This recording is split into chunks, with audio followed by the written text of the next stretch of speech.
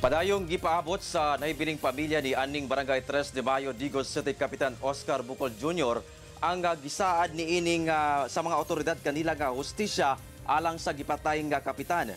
Ugma adlaw ang ika-35 na unta nga birthday sa kapitan. Iyatod sa pamilya ugma nga ipaibalo ang detalye sa lubong ni ini. Ani ang report ni Argil, relator.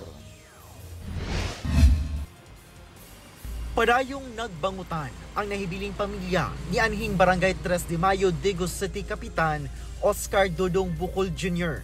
16 ka adlaw na human siya gipusil patay samtang nag-livestream sa iyang social media account. Padayong gihaya ang patay lawas ni Kapitan Dodong.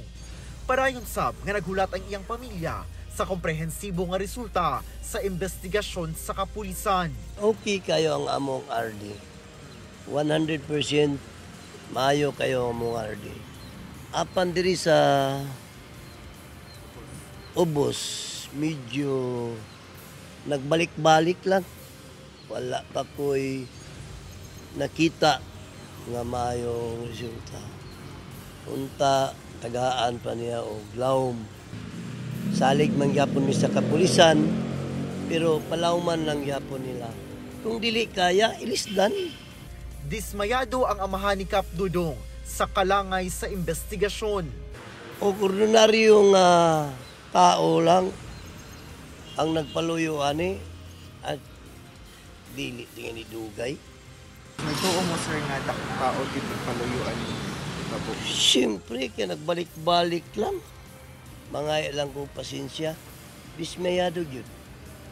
Ugmang adlaw Biyernes sa Ulugon unta ang ika-35 nga adlaw na tawhan ni Kap Dodong.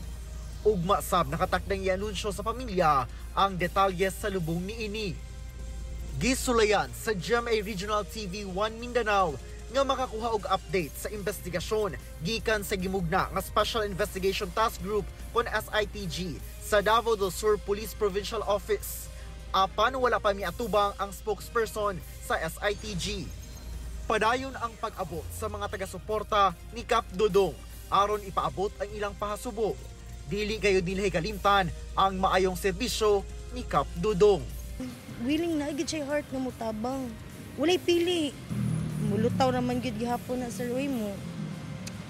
Ang Ginoo na lang jud sir. Hostisya rang jud sir. Sa iyahang pagkatao, sa iyahang pagkabuotan dili niya describe nga mag-inana siya. Kauban si Melchor Awing sa kamera. Ako si Argil, relator. 1 Mindanao.